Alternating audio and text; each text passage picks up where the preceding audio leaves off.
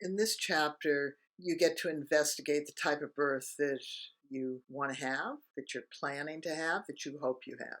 There are basically three types of births. You're either going to labor and have a vaginal birth in or out of the hospital with or without medical interventions, or you may labor and have an unplanned cesarean, or you're going to have an elective or a planned cesarean without a labor, or you're going to try for vaginal birth after a cesarean, which will end up with one of those three types of births. And then there's always the possibility that if you start birth at home or in a birth center, that you'll end up transferring into a hospital. And then there's the issue of birth trauma. You don't want to be left with birth trauma. And that's why in lesson 1, we talk so strongly about the importance of birth skills to achieve a positive birth. So our recommendation for this lesson is that you read the handout for the birth you want and the one you're planning, and the one that scares the bejesus out of you. And then what we hope you'll come to understand from a Birthing Better perspective, and now that you're part of the Birthing Better family, is just to use your skills no matter how your birth unfolds. The type of birth is more philosophy. The fact that you birth is more reality. You may have choices and desires and hopes for the birth that you want, yet the birth will unfold in unexpected ways, as it always does, and we end up with the birth we have.